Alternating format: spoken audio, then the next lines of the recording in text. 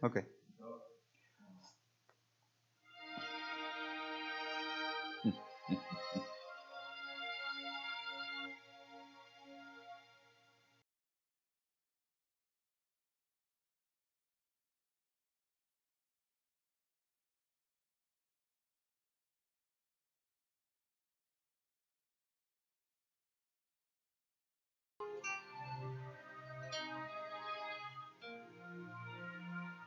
Saludos, saludos, muy buenas, bienvenidos a su podcast, Alcanzando la Felicidad. Mi nombre es César Agalvis. Una vez más, bienvenidos hablando de tópicos que nos enaltecen y que nos hacen ser personas mucho más felices. Hoy es un gran placer de tener aquí a una persona que me ha invitado a su programa y yo obviamente encantado de tenerlo aquí, el señor Fernando Méndez, una persona muy conocida aquí en el área de Filadelfia.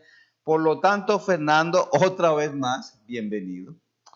Gracias, César. Y de verdad, gracias por compartir tu tiempo aquí hablando conmigo de temas que entiendo que nos hacen ser personas felices, Fernando. Y este precisamente es el tópico de mi podcast, que las personas que a pesar de las dificultades y las situaciones difíciles que enfrentan en la vida, si son personas felices interiormente, Fernando, eventualmente van a alcanzar el éxito y van a hacer cosas buenas.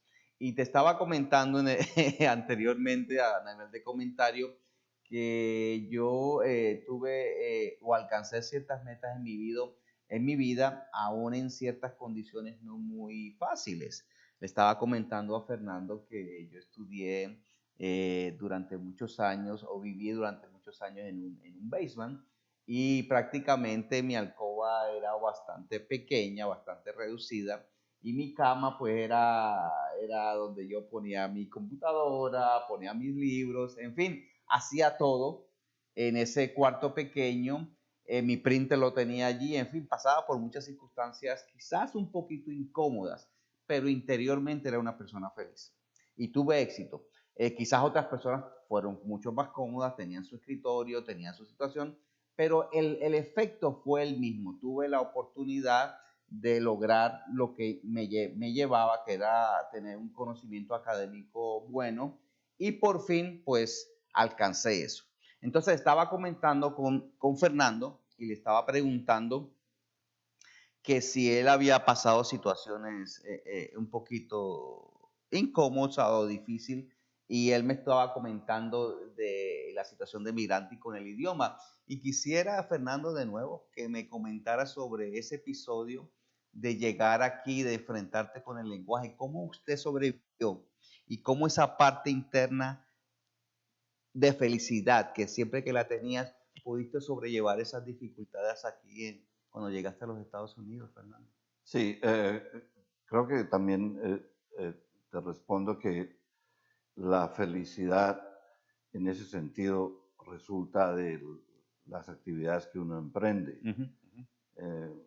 Que si lo haces bien, entonces cuando terminas una tarea, un estudio, un escrito, o lo que sea, al terminarlo, si lo has hecho bien, sientes un poco de satisfacción. Claro, claro. Y la felicidad viene de hacer todas las cosas que nos complacen.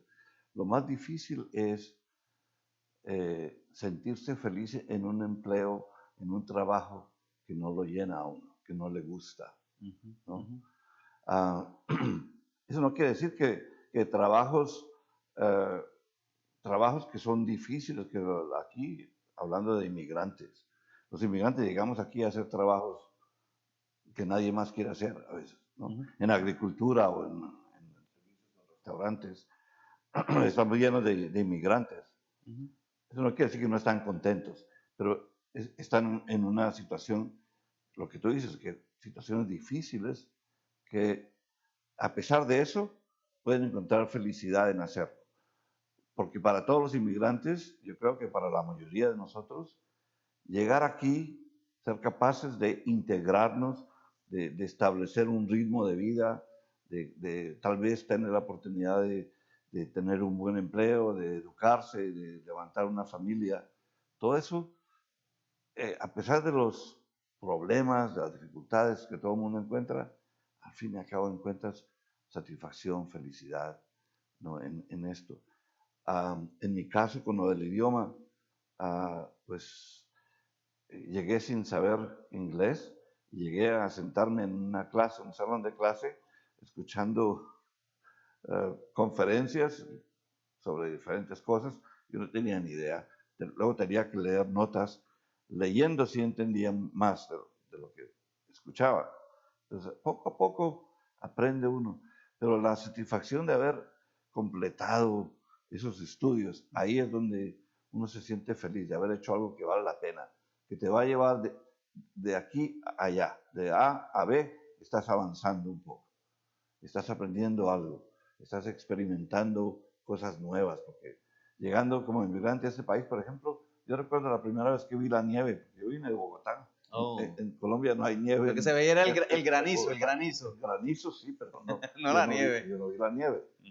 Eso fue un poco de alegría en experimentar algo nuevo. Okay. Fernando, y estaba pensando ahora que hablaste de estas experiencias nuevas, ¿cómo te maniobraste dentro de la ciudad sin tener el idioma? ¿Cuál fue ese curso de acción y cuál fue esa persona que te ayudó a trabajar, a asimilarte dentro de la ciudad? ¿Cuáles fueron esas destrezas que tú tuviste para estar donde estás hoy, Fernando? Bueno, tuve la fortuna de llegar aquí becado. Qué bien. Yo llegué como novicio en un monasterio prácticamente en Maryland. Okay, qué bien. Entonces llegué a estudiar filosofía y teología y todo eso, pero yo llegué a una clase en que yo no entendía nada. Entonces lo que tenía que hacer era leer después de la clase. Yo leía lo que podía y trataba de entender. Por muchos meses, caminé con la Biblia en una mano y el diccionario en la otra mano a ver qué dice aquí, ¿no? Entonces la Biblia era más fácil porque todo era beget, begat, begotten, ¿no? Los verbos esos que lo ponen a uno a... ¿No? Entonces, poco a poco, y conversando, porque claro, había otros individuos, otros novicios en no era un seminario como tal, pero una escuela que llaman una escuela normal para gente que quiere ser profesores. Era para aprender a enseñar. Okay. Yo pensaba que tú querías ser cura. No. No se te ha pasado curas. No era para curas, era para enseñar. Ok. Jean-Baptiste de la Salle. Oh, ya veo. Mira, Fernando, y hablando de esto, porque yo hablo de esto de la felicidad, porque entiendo que lo que estábamos hablando ahora, Fernando, de hacer las cosas con pasión, con cariño, de tratar de hacer las cosas bien, ¿verdad? Uh-huh. Para que su producto o lo que haces se vea con bien. Ahora, te hago esta pregunta, Fernando. ¿Has conocido a alguien que te haya impactado, que tú lo hayas visto, que has podido hablar o que has leído sobre esa persona que te ha impulsado y te ha motivado a seguir adelante? ¿Recuerdas a alguna persona? Sí, yo a través de mi vida he tenido mucha fortuna en que a ciertos puntos de mi vida alguien se ha presentado de algún modo y me ha ayudado a llegar a otra etapa en mi vida. Okay. ¿No? Entonces, cuando llegué aquí, por ejemplo, tenía como ejemplo un gran profesor y yo seguía sus consejos. Okay. Luego, cuando llegué a estudios universitarios, pues había maestros que te inspiraban. ¿No? Había una maestra de historia que me inspiró muchísimo. Me gustaba y me encantó más la historia por eso. Así que eso, yo me di cuenta que siendo profesor uno tiene un impacto tremendo sobre los jóvenes. Sí. Entonces yo pasé 3 décadas de mi vida enseñando. Y de coach, de entrenador de un equipo de fútbol. Ok, qué bien. Sí. Ahí es que te das cuenta de que una persona internamente feliz y haciendo algo que realmente le gusta causa un impacto positivo en las personas, ¿no? Sí, sí. Qué bien, qué bien. ¿Algún personaje, ya que te gusta la historia, Fernando, algún personaje de la historia que te hubiera gustado conocer y hacerle algún tipo de pregunta? ¿Tienes en mente algún Sí, tipo? no, no, o sea, hay muchos personajes que me hubiera encantado conocer. Ah, Me hubiera encantado conocer a Gabriel García Márquez, el Sí, escritor colombiano, ok. ¿no? ¿Por qué la curiosidad? Porque eh, para preguntarle de dónde sacó esta inspiración para crear una serie de novelas basadas en el realismo mágico, de dónde le vino esa inspiración. No, él tenía una gran imaginación para crear estas imágenes en 100 años de soledad, que yo todavía creo es una de las mejores novelas En la historia. en la historia. Sí. Y ¿de dónde sacó esto él, no? Entonces resulta que yo estuve en Colombia con amigos americanos y dos de ellos periodistas y estábamos en una cena y hablando con otros amigos colombianos y otras personas, y dicen ellos, oiga, García Márquez no se inventó nada, él lo que hacía era a, a tomar notas de lo que dice la gente, porque decía, esta gente habla como si todo esto fuera lo más mágico, parece real para ellos.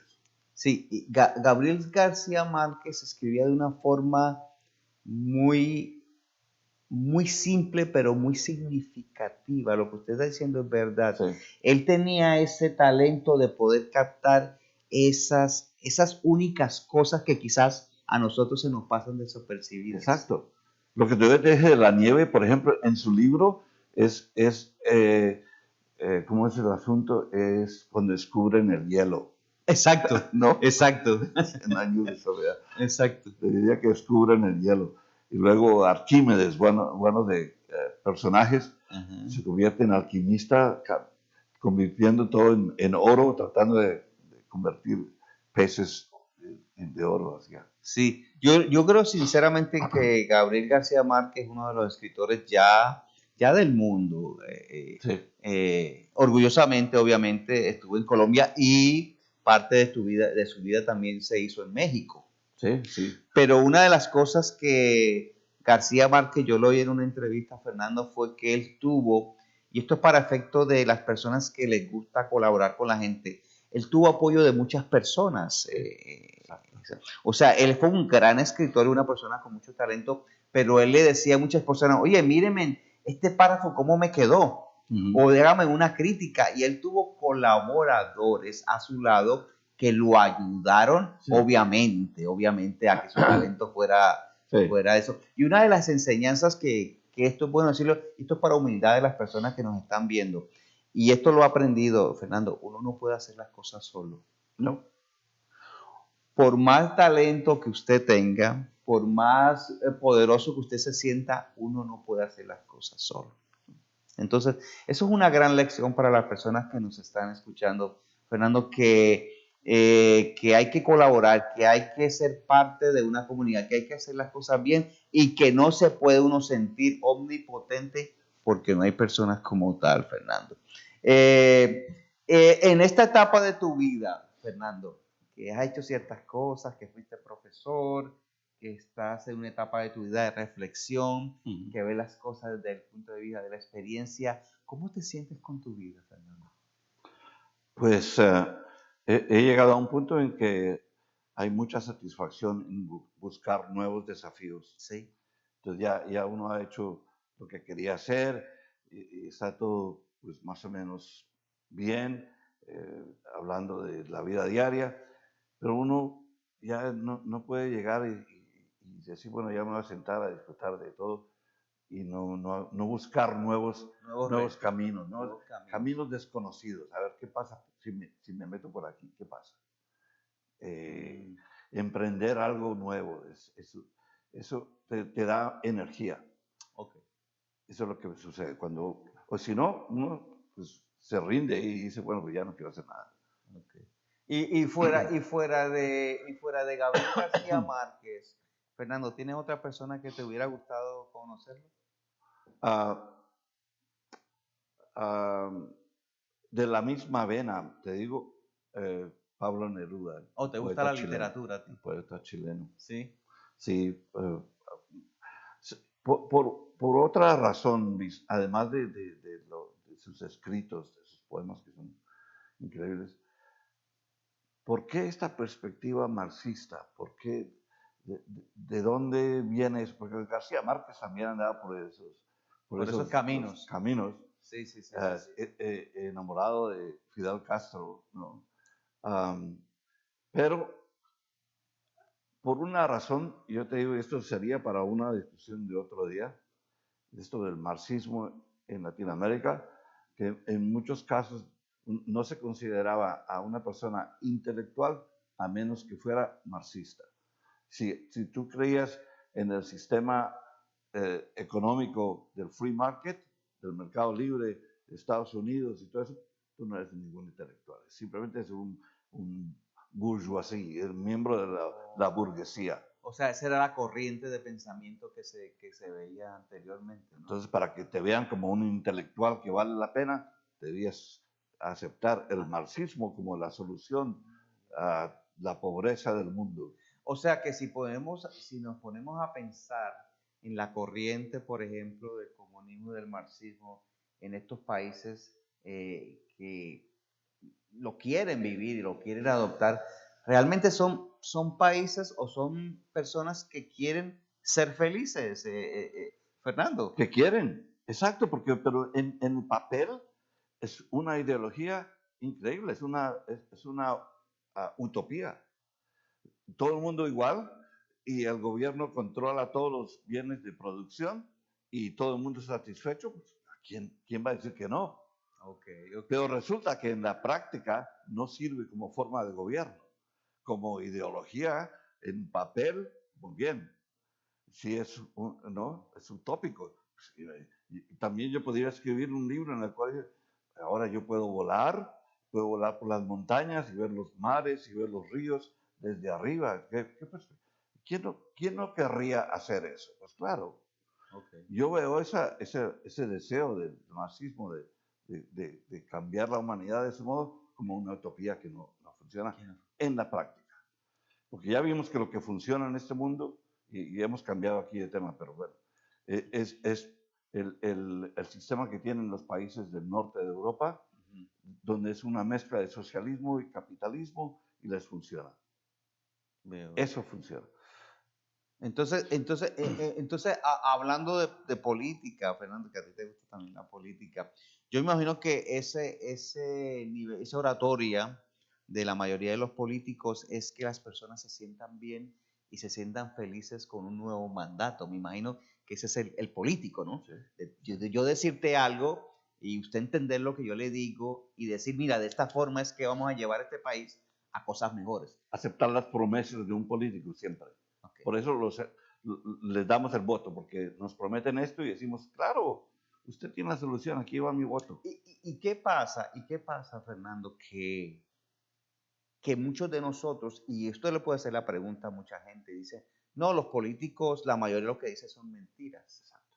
Pero entonces, ¿por qué seguimos creyendo? ¿Por qué no somos un poquito más? Porque somos torpes. En gran parte se puede decir. ¿Y por qué no somos más cuidadosos al momento de votar? ¿Dónde cometemos ese error, Fernando? Y estamos hablando de Latinoamérica y quizás también. Quizás sí, ¿cómo explicas el caudillismo en Latinoamérica? Tantos dictadores por todas partes. ¿Cómo se pudieron imponer? ¿No por la fuerza todos? No. Muchos los votaron para que llegaran a presidentes y luego se volvieron dictadores. Fidel Castro, imagínate, la promesa de Fidel Castro se convirtió en dictador como todo el mundo. Yo no sé, y te voy a decir esto por memorias de mi papá. Mi papá fue le gustaba mucho a Jorge Eliezer Gaitán. Colombiano, sí, lo asesinaron el 9 de abril de 1936. Sí, No sé si usted se acuerda ese encanto que tenía Gaitán en aquel tiempo y que quería llevar a Colombia eh, a un sitio mejor. Desafortunadamente, Fernando, pues lo asesinaron, ¿no? Pero me pongo a pensar en este momento, ¿sería que Gaitán hubiera sido otro Fidel Castro, hubiera sido otro Castro en Colombia? Posible, posible. Ese es el problema, que la mentalidad del marxismo no permite la voz del pueblo. Simplemente se convierte en dictadura por eso mismo, porque el único modo que puede funcionar es imponiendo esa filosofía sobre el pueblo y no aceptando, acuérdate lo que dijo Fidel Castro, con la revolución todo, contra la revolución nada. Okay. Muy bien. Entonces, viendo esa perspectiva tuya de que las personas pues pueden ser felices y tuviste experiencia educando mucho tiempo, Fernando, pregunta, ¿algún consejo de tantas experiencias que tuviste con muchachos en las clases, unos que se rajaban, otros que hacían las cosas diferentes? Dámele un consejo a una persona joven que te esté escuchando, cómo realmente alcanzar ciertos objetivos y metas en la vida, Fernando. Sí. Bueno, como siempre, porque todos tenemos esta tendencia a creer que tenemos todas las respuestas que nosotros sabemos, especialmente los jóvenes. Dicen, oh, yo sé todo, ya no hace falta. Ahí viene la rebeldía contra los padres, porque dicen, y sienten, estoy maduro, yo puedo tomar decisiones. El consejo es, escucha, porque la gente que ha pasado por ahí, tus padres, tus tíos, tus profesores que han tenido experiencias, ya saben dónde están los tropiezos. Entonces, ellos te pueden decir, mira, si sigues por aquí, allá está el hueco, allá está el abismo, ten cuidado. Entonces, escucha. Escucha, esa es la palabra clave, hay que saber escuchar, Sí. hay que aprender a escuchar. Sí. Y si uno aprende a escuchar acuérdate que es el famoso dicho que el que, ¿cómo es que dice? El que escucha no llega lejos, como algo así. No, ahora en este momento se me acaba. El que no escucha no No llega lejos. Por lo tanto, es un buen consejo. Pues, qué bueno, Fernando. Hoy hablando de felicidad de otra perspectiva. Hablamos de política, de candidatos, de literatura. Pero es que todo esto infringe sobre la felicidad del mundo. Porque sí. precisamente nos organizamos como sociedades en busca de la felicidad para todos. Para todos. Muy buena conclusión, Fernando. Bueno, ya como todo siempre, como todo el tiempo se nos está acabando. Un placer, de verdad, Fernando. El placer es mío. Mira, a mí me encantan estas conversaciones. No, de verdad, gracias, Fernando, por acompañarme hoy. Te voy a volver, ahora como tú me dices, te voy a volver a invitar. Muy bien, Okay. Pues de verdad, un gran placer de estar aquí con todos ustedes. Hoy ha sido un muy buena podcast hablando con Fernando Méndez y que hablando de la felicidad desde otras perspectivas. Y como siempre, agradeciéndole al colega aquí en los controles, a mi amigo Dani Ramos. Dani Ramos, ok. Pues bueno, como siempre a las personas que nos escuchan, sean felices primero y alcanzan la felicidad. Hasta la próxima y que todos sean muy felices. Gracias.